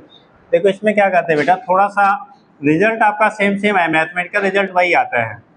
जैसे अगर आपने कोई फोर्स लगाया, एफ फोर्स अप्लाई किया, तो फ्रिक्शन फोर्स किधर डेवलप होगा? इसके अपोजिट डायरेक्शन में। तो फ्रिक्शन फोर्स हमारा इधर की तरफ डेवलप हो रहा है। नॉर्मल फोर्स किधर लगेगा? ऊपर की तरफ। आर लिख लो या एन लिख लो, कोई भी लिख लीजिए, दोनों से लिखते हैं हम लोग। ठीक, नॉर्मल फोर्स हमारा क्या होगा? इधर की तरफ। ये फ्रिक्शन को हम लोग रिप्रेजेंट करने के लिए ठीक है, थोड़ा सा यहाँ से बनाते हैं। इस नॉर्मल फोर्स और फ्रिक्शन फोर्स का जो रिजल्टेंट होगा वो कुछ हम लोग यहाँ से ले लिया। सम ऑफ नॉर्मल फोर्स एंड क्या फ्रिक्शन फोर्स का रिजल्टेंट मान लो हमने कैपिटल एफ से दिखा दिया, ये इस एंगल पे डायरेक्शन में हमें आएगा। क्योंकि दोनों 90 पे है ना, तो इनका रिजल्टेंट क्या होगा? इनके बीच से कहीं लाई करेगा। ठीक, अब ये जो एंगल बन रहा है इनके बीच का, सपोज दैट बेटा थीटा है। कितना है आपका? थीटा है।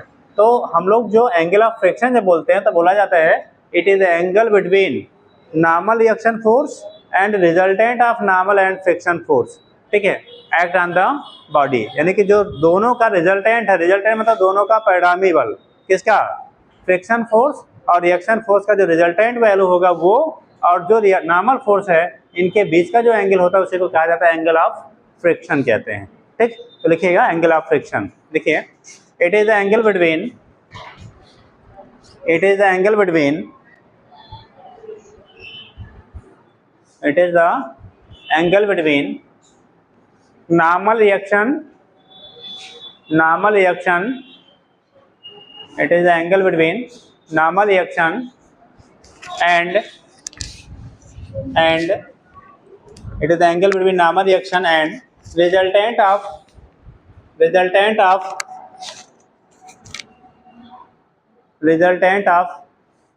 friction force and normal force, resultant of friction force and normal force acting on the body, acting on the body, resultant of friction force and normal force acting on the body।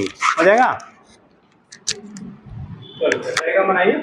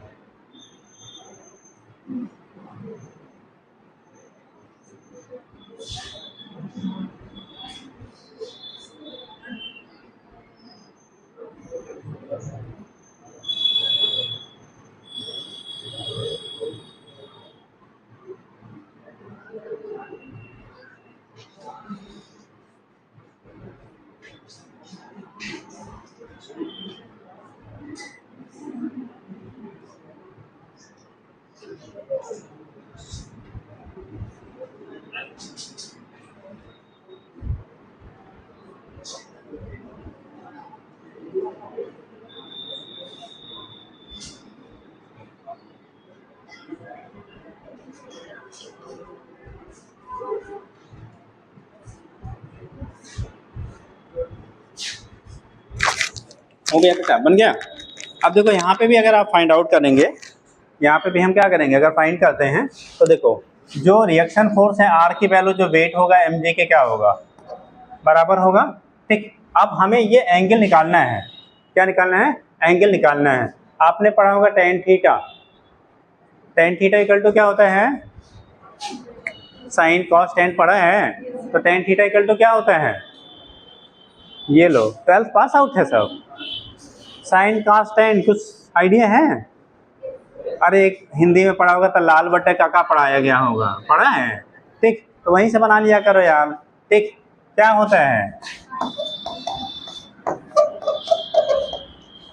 Sign, sign के लिए क्या, लंब बटे कर्ण बोलते हैं, cos के लिए आधार बटे कर्ण, और जब टेन के लिए लंब बटे क्या, आधार बोलते हैं, ठीक। तो कंडीशन क्या हो गया, यहाँ पे आप लेना टेन थीटा, ये थीटा हमें चाहिए, तो टेन थीटा की जो वैल्यू आपकी होगी बेटा, यहाँ पे परपेंडिकुलर का काम कौन करेगा, आर की एफ, भाई ये ट्रायंगल बन रहा है तो इसके लिए परपेंडिकुलर काम आर करेगा या थीटा ये है,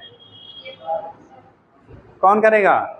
अरे भाई अगर आप ट्रायंगल ऐसे ड्रा करोगे तो ये कौन वाला होगा, परपेंडिकुलर, यानी एंगल बना रहे हो तो ये इसके इक्विवेलेंट ले लो, यहाँ पे इससे क्या ले लिया, इक्विवेलेंट ले लीजिए, रुक जाइए,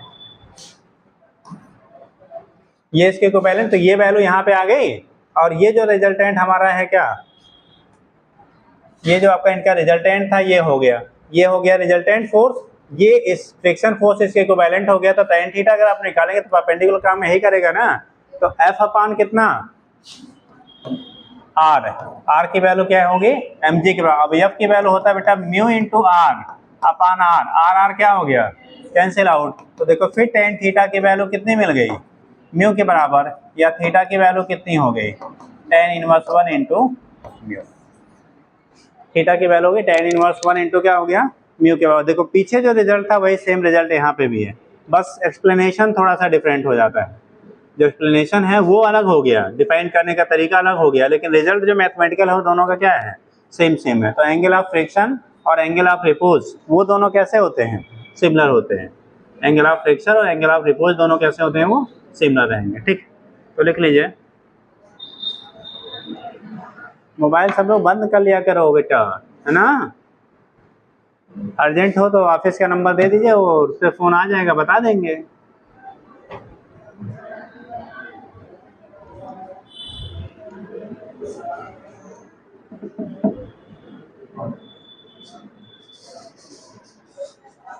आप सभी लोग अपने घरों पे ऑफिस का नंबर दे दीजिए, ठीक, और जब क्लास में आया करिए तो वहीं आके बंद, है ना, कोई अगर इमरजेंसी रहेगा तभी लोग फ़ोन करेंगे तो बुला लेंगे आपको, आप जाके बता देना, बोध कर लेना, और बाकी टाइम पे जो अननेसेसरी कॉल हैं वो नहीं आएंगे, है ना, हाँ नेसेसरी होगा तभी आया होगा, मैं भी समझ रहा हूँ, बट ये है कि कोई भी कॉल तब नहीं आएगा, जब बंद रहेगा तो कोई कॉल नहीं आएगा, चाहे पापा हो, मम्मी हो, कोई भी हो, है ना, हो गया।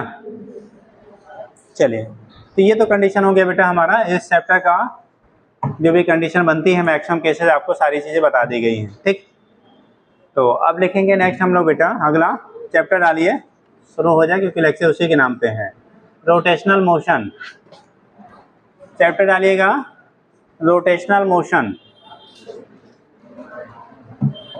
नेक्स्ट यूनिट आपका है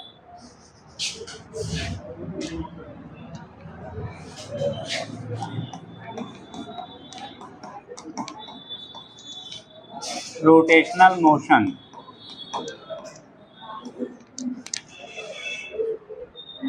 रोटेशनल मोशन, हिंदी वाले ने शायद घूर्णन गति पढ़ा होगा, ऐसा बोलते हैं, सही बोला, ठीक। चलो, तो उसी को रोटेशनल मोशन कहते हैं बेटा, क्या बोलते हैं, रोटेशनल मोशन, ठीक। तो हम लोग यहाँ पे इस यूनिट में रोटेशनल मोशन के बारे में पढ़ेंगे, क्या होता है, कैसे होता है।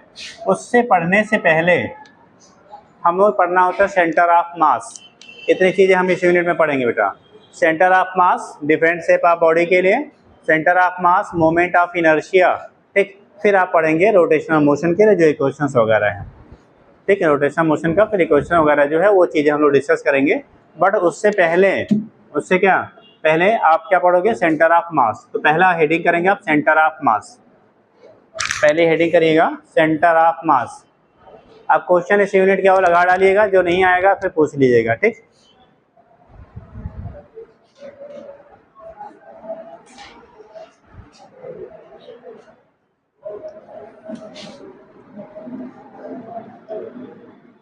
हो गया, सेंटर ऑफ मास।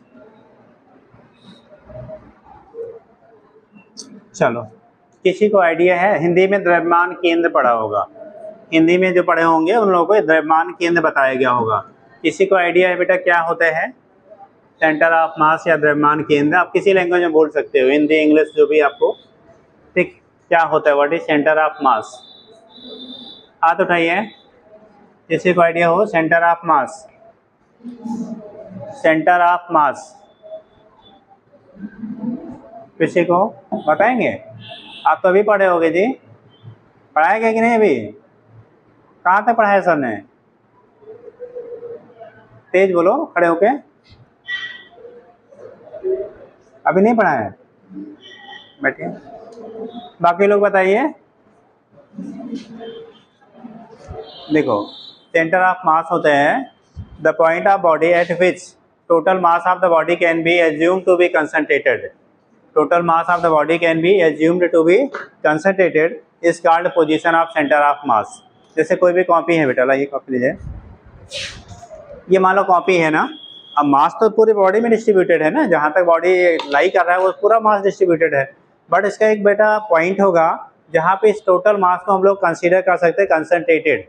ये एज्यूम टू बी कंसंट्रेटेड होता है, एक्चुअल में नहीं होता है, but assume to be concentrated. ये पोजीशन है जहाँ पे फिंगर्स हमारी टच कर रही है इस कॉपी को, ये इसके पोजीशन ऑफ सेंटर ऑफ मास कहलाएगा, ठीक। इस पे देखो, अगर हम रोटेट करें तो ये रोटेट कर जाए कॉपी, बट इसके अलावा कहीं भी करोगे तो ये घूम जाएगा। तो कंडीशन क्या होते हैं, किसी भी बॉडी, किसी भी ऑब्जेक्ट का जो सेंटर ऑफ मास होता है बोला जाता है the position of body at which total mass of it can be assume to be concentrated. जहाँ पे उस बॉडी के टोटल मास को आप क्या कंसंट्रेटेड एज्यूम करते हैं, उसी को कहा जाता है क्या, पोजीशन ऑफ सेंटर ऑफ मास।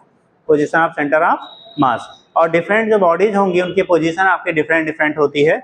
अगर वो फिक्स्ड शेप की है, मतलब एक निश्चित उसका आकार है, तो उसका जो सेंटर ऑफ मास होगा वो डिफिनिट होगा अगर उसमें मास डिस्ट्रीब्यूशन यूनिफॉर्म है। जैसे मान लो ये पेन है, अगर हर जगह इसकी थिकनेस और मटेरियल जो जिससे बना हुआ सेम सेम हो, तो इसका सेंटर ऑफ मास इसके मिड पॉइंट पे लाई करेगा। कोई स्क्वायर है तो उसका जहाँ डायगोनल एक दूसरे को कट करेंगे, बिकट जहाँ एक दूसरे काटेंगे, वो पोजीशन बेटा सेंटर ऑफ मास का होगा। कोई क्यूबिकल बॉडी है, क्यूबिकल मतलब घनाकार, तो उस केस में जो अपोजिट डायगोनल होगा, मतलब जैसे मान लो क्यूब है, सपोज दैट एक क्यूबिकल है, उस कार्नर को उस कार्नर से मिला दो और उस कार्नर को इस कार्नर से मिला दीजिए, एक का ऊपर दूसरे का नीचे, तो जहाँ एक दूसरे को इंटरसेक्ट करेंगे, कट करेंगे, वो पोजीशन इसका सेंटर ऑफ मास होगा। अगर ये यूनिफॉर्मली हर जगह मटेरियल यहाँ पे यूज़ किया गया है बनाने में तो, ठीक। जैसे हम लोग हैं अभी यहाँ पे जितने लोग दिख रहे हैं सभी लोग कैसा है, यूनिफॉर्म भगवान ने डिस्ट्रीब्यूशन बनाया है, सबके हाथ पैर बराबर बराबर हैं, ऐसा नहीं एक पैर 2 फीट का दूसरा 3 फीट, ऐसा है किसी का? मतलब अपने ऊपर वाले की मेहरबानी है, सबको परफेक्ट बनाया है, ठीक। तो कंडीशन क्या है, सभी लोग अभी यहाँ पे कैसे हो, परफेक्ट हैं। तो अगर कहा जाता है ह्यूमन बींग्स जो होते हैं उनका सेंटर ऑफ मास कहाँ लाई करता है, कहाँ पे? हाँ, नाभि जिसे हम लोग कहते हैं, ठीक। तो कंडीशन क्या होता है, पुराने टाइम पे पापा लोग से पूछना, जो स्कूल के छोटे प्राइमरी सेक्शन के जो टीचर होते थे ना, बच्चों को पकड़ के नाभि से टांग देते थे, बैलेंसिंग, ठीक। तो उस कंडीशन में क्या होता था, यानी कि आपका टोटल जो मास होता है ना, वो कहाँ पे लाई करता है, सेंटर ऑफ मास पे। अगर यूनिफॉर्म डिस्ट्रीब्यूशन है तो मतलब हाथ पैर सब बराबर बराबर हैं, ठीक ठाक, तो उस कंडीशन में आपका सेंटर ऑफ मास आपका जो होता है वो कहाँ पे लाई करेगा, नाभि पे लाई करता है। एक सेकंड का, तो उसी का पोजीशन आप सेंटर ऑफ मास ले लेंगे।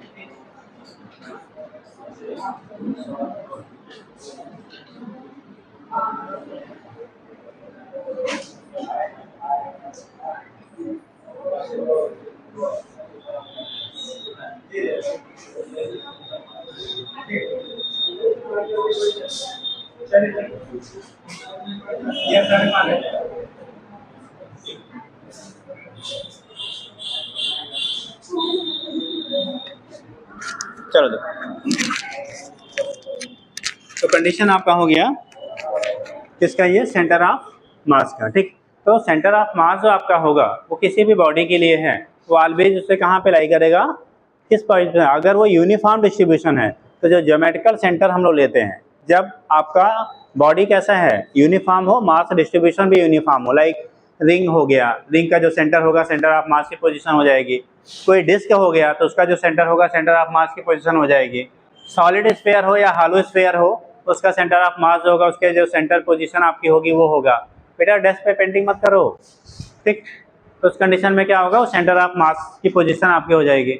हम लोग लेते हैं रॉड है, थिन रॉड है, तो इसका जो मिड पॉइंट आपका होगा वो इसके सेंटर ऑफ मास की पोजीशन हो जाएगी।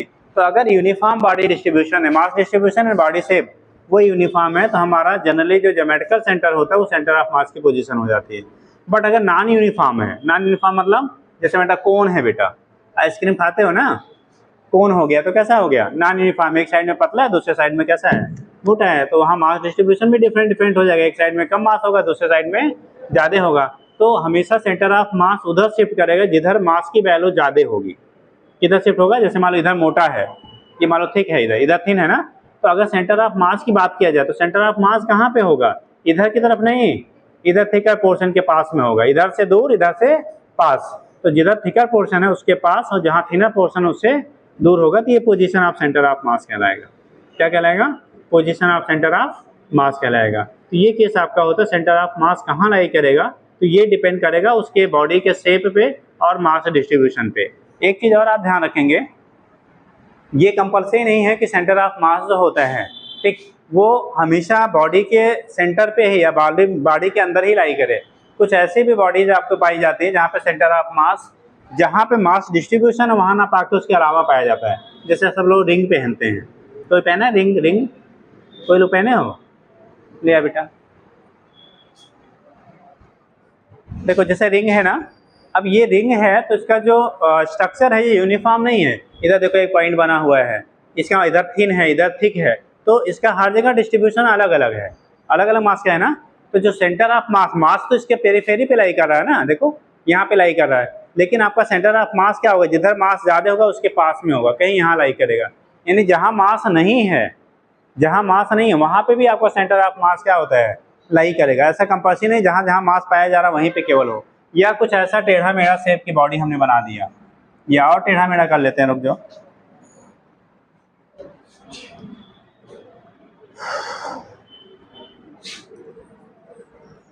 मान लो ये, अब ये एक अनसिमेट्रिकल स्ट्रक्चर कोई आपने लिया, कैसा है बेटा, अनसिमेट्रिकल स्ट्रक्चर है।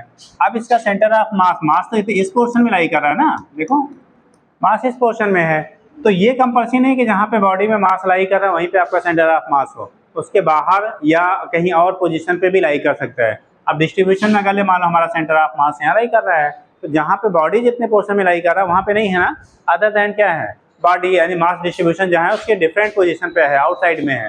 तो सेंटर ऑफ मास किसी बॉडी का एक कंपल्सरी फैक्टर नहीं होता कि बॉडी के हमेशा अंदर ही हो, वो बाहर भी लाई कर सकता है। बट अगर सिमेट्रिकल है बॉडी तो उस केस में जनरली अंदर ही पाया जाता है, एक चीज़ ध्यान रखिएगा, ठीक। अब हम लोग जो पढ़ेंगे बेटा यहाँ पे क्या होता है, सेंटर ऑफ मास समझ गया, तो पहले हेडिंग बना लो सेंटर ऑफ मास, 2 लाइन लिख लीजिए तब फिर आगे बात किया जाए। सेंटर ऑफ मास देखिए, सेंटर ऑफ मास लिखिए, it is the position of a body, it is the position of a body at which, position कह सकते हैं, पॉइंट कह सकते हैं, at which total mass of the body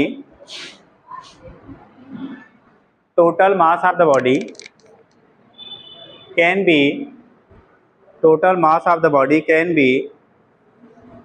assumed to be concentrated, can be, बड़ा सुंदर लिखते हो, टेढ़ा हो के लिख रहे हो, can be assumed to be concentrated,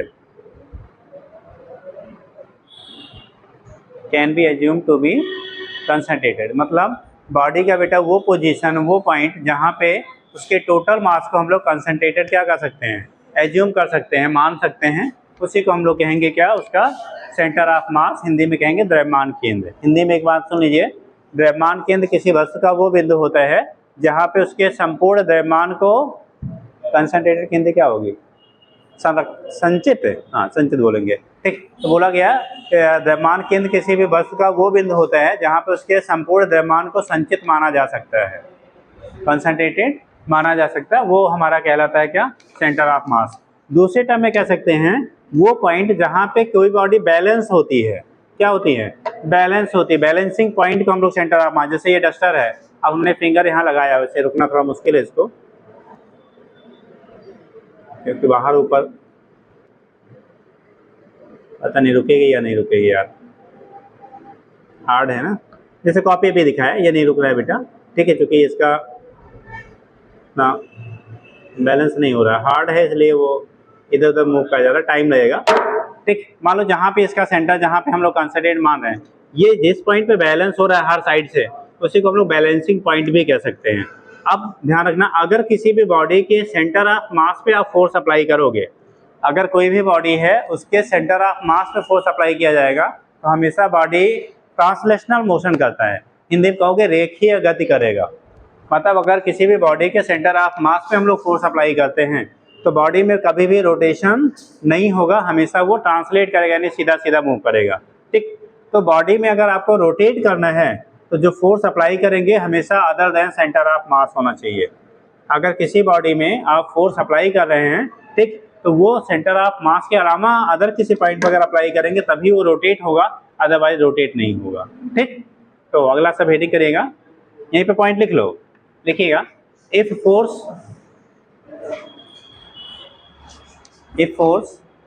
is applied if force is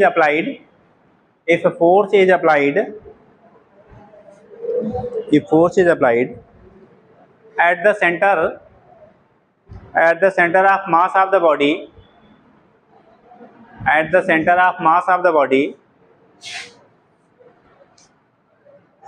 then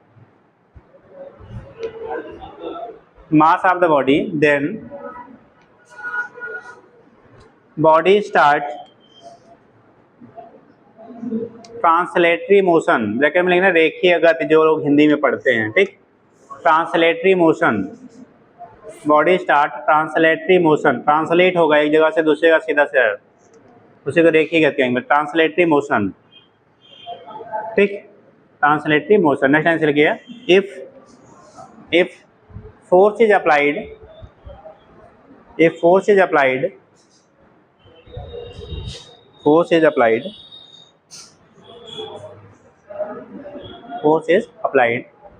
at ऐसे करो, at other than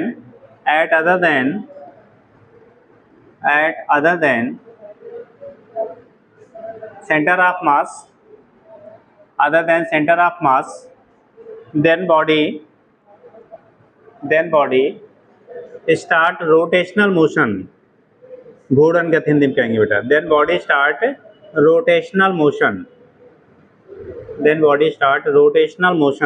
तो उस कंडीशन में बॉडी में कौन सा मोशन स्टार्ट होगा, रोटेशनल, यानी कि अगर फोर्स जो अप्लाई किया जा रहा है वो अदर देन सेंटर ऑफ मास किसी बॉडी पे अप्लाई करोगे तो घूम जाएगा। जैसे ये है, अब सेंटर ऑफ मास यहाँ है, अगर यहाँ लगाएंगे तो बेटा सीधा सीधा ये चलेगा ऐसे, लेकिन अगर इसके अलावा हमने यहाँ लगाया, देखो रोटेट हो गया, इधर लगाया तो रोटेट हो गया, मतलब अदर देन सेंटर ऑफ मास अगर फोर्स अप्लाई करोगे तो ये रोटेट कर जाएगा, घूम जाएगा। ठीक, तो अगर आप किसी बॉडी को रोटेट करना है तो हमेशा फोर्स उसके सेंटर ऑफ मास के अलावा किसी दूसरे पॉइंट पे लगाना पड़ेगा। कहाँ पे, जैसे आपका मुंडी पकड़ा, खींच लिया, तो आप क्या करेंगे, झुक जाएंगे, यानी घूम जाएंगे। लेकिन अगर आप कहाँ पे हैं, कहाँ पे लगाया जाए, आपके नाभि में फोर्स लगाया तो सीधे से पुश बैक हो जाएंगे, आप उधर लगाएंगे तो उधर भाग जाएंगे, इधर खींचेंगे तो हमारी तरफ आ जाओगे। तो अगर आपको स्ट्रेट पाथ में मूव कराना है तो फोर्स सेंटर ऑफ मास पे लगना चाहिए, अगर आपको रोटेट कराना है तो अदर देन सेंटर ऑफ मास पे लगना चाहिए। ठीक, चलिए अब लिखिएगा सब, अगला हेडिंग करें, centre of mass of two particle system, centre of mass of two particle system, centre of mass of two particle system, centre of mass of two particle system. अगर दो पार्टिकल सिस्टम से कोई particle बना हुआ बेटा, मान लो एक M1 है, दूसरा M2 है, M1 है, R1 है, M2 है, R2। ठीक, ये ओरिजिन है जिसके रिस्पेक्ट में हम लोग स्टडी कर रहे हैं। ठीक, तो उस केस में अगर बोला जाए बेटा इस दोनों सिस्टम का जो सेंटर ऑफ मास होगा वो कहाँ पे लाई करेगा, तो याद रखिएगा अगर कोई भी सिस्टम ओनली टू पार्टिकल से मिलकर बना है, कितने से, केवल दो पार्टिकल से मिलकर बना हुआ है, तो जो सेंटर ऑफ मास होता है वो ऑलवेज बेटा दोनों पार्टिकल को जो मिलाने वाली लाइन होगी ना, लाइन ज्वाइनिंग बोथ पार्टिकल्स, तो लाइन जो ज्वाइन करेगा दोनों पार्टिकल को उसी पे लाई करता है। ऑलवेज कहाँ लाई करेगा, जैसे इन दोनों को मिलाओ तो इसी लाइन पे कहीं लाई करेगा। अब कहाँ लाई करेगा वो डिपेंड करेगा हमारे मास और किस पे, डिस्टेंसेस पे, लेकिन हमेशा दोनों को जो मिलाने वाली लाइन है यहाँ पे कहीं इसका सेंटर ऑफ मास आपका लाई करेगा। तो जो RCM आपका होगा, सेंटर ऑफ मास को RCM से दिखाएंगे, पोजीशन ऑफ सेंटर ऑफ मास। तो RCM जो होगा वो इन दोनों पॉइंट को मिलाने वाले जो लाइन है वहाँ पे कहीं लाई करेगा। अब निकालेंगे कैसे वैल्यू? तो RCM की जो वैल्यू होती है, अगर दो पार्ट से मिलकर बना हुआ है तो हम लोग लिखते हैं बेटा M1R1 प्लस कितना M2R2 अपान क्या जी M1 प्लस M2।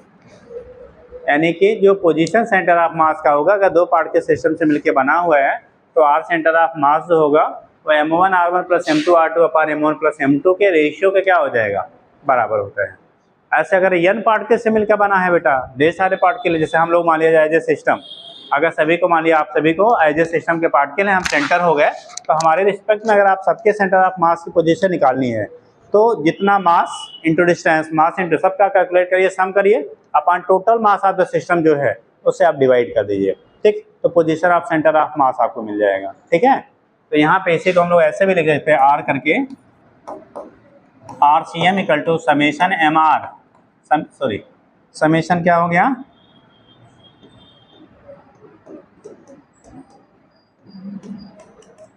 ये तो वही नहीं हो रहा यार,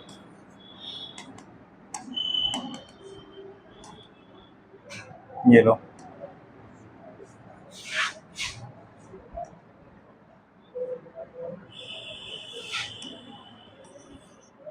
तो ये हो जाएगा। अगर हम लोग यहाँ करते हैं बेटा तो दूसरा कंडीशन होगा समेशन कितना MR अपान समेशन M। अब यहाँ से हम लोग जो ले रहे हैं I की वैल्यू कहाँ से, 0 से लेके I की वैल्यू n तक, ठीक। लेकिन दो सिस्टम के लिए जब लेंगे तो अभी पहले दो सिस्टम लिख लो, तो n सिस्टम का अलग से अभी बता देंगे, अभी दो सिस्टम का पहले लिख लीजिए। तो ये हो गया हमारा पोजीशन ऑफ किसका, सेंटर ऑफ मास। अभी n पार्ट के सिस्टम करेंगे तो उसके लिए यहाँ पे यूज़ कर लेंगे। तो ये कंडीशन हो गया समेशन, यानी कि R centre of mass M1R1 plus M2R2 upon M1 plus M2। तो लिख लीजिएगा क्या पॉइंट बनाया बेटा, centre of mass of two part के सिस्टम लिखिएगा। If any system is made up of two particles having masses M1 and M2, having masses M1 and M2,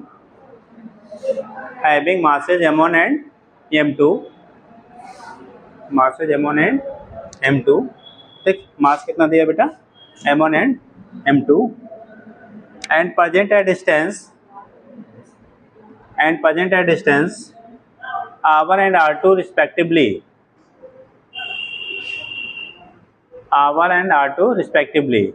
then the position of center of mass will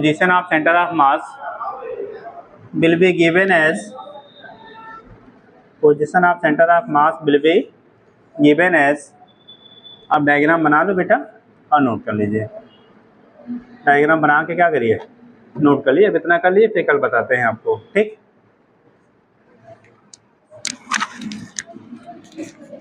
हाँ बेटा क्या लिख लिया आपने,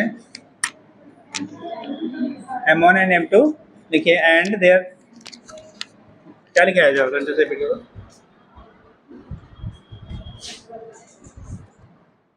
M1 and M2 and present at distances R1 and R2 respectively, then position of center of mass will be या given by कर सकते हैं, यहाँ से आप बना लो डायग्राम और ये फार्मूला नोट कर लीजिए, इतना कर लीजिए। कल